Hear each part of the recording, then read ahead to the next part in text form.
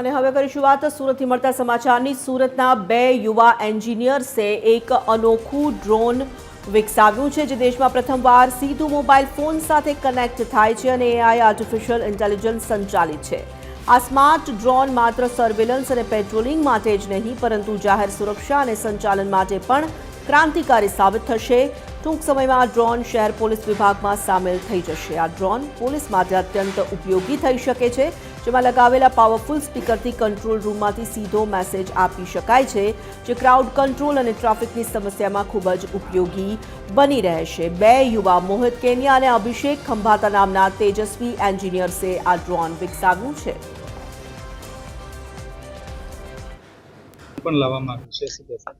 અમે લોકો અત્યારે જો સુરત પોલીસ जो આધુનિકીકરણ તરફ વધી રહી છે, આમ જ ભાગરૂપે જો અમે એક નયા ડ્રોન અત્યારે ટેસ્ટિંગ કર્યું, જેના ઉપર પબ્લિક એડ્રેસ સિસ્ટમ जो है લગાવીને જો બી અમે કોઈ સૂચના કોઈને આપવા માંગીએ છીએ, કોઈ ગીચ વિસ્તારોમાં जो है અમે એક વાસ તો રાખીએ છીએ, વિડીયો બનાવતા રહીએ છીએ, પરંતુ એના કોઈ સૂચના આપવાના હોય એના માટે અત્યારે ટેસ્ટિંગ કરીએ છીએ, જેના લીધે તો ટૂંક સમયમાં એના બી અમે આપણે ડ્રોન બેડામાં સામેલ કરીશું અને પછી એનાથી જો સૂચનાઓ આપવાના છે અમે લોકોને આપતા રહીશું।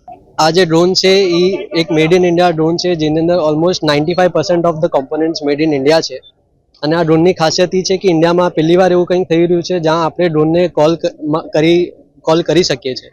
જેમ કે આપણને ધ્યાન છે કે બેંગ્લોરમાં આરસીબીના ઇવેન્ટમાં ટાઈમે સ્ટેમ્પેડ થયું હતું, તો જ્યાં એક ઓપરેટર છે એને ખાલી ડ્રોન ઉડાવવાનું છે અને જે કંટ્રોલ રૂમમાં સાહેબ બેઠા છે એ ત્યાંથી ડ્રોનને ફોન કરીને મેસેજ પાસ કરી શકે છે। એટલે આજે હું ઇન્ડિયામાં ક્યાં પણ બેઠો હું ત્યાંથી હું ડ્રોનને કોલ કરું અને એ મેસેજ પાસ કરી શકું છું। ભારતમાં પહેલી વાર આવી કંઈક વસ્તુ થઈ રહી છે અને ડેમોન્સ્ટ્રેટ થઈ રહી છે।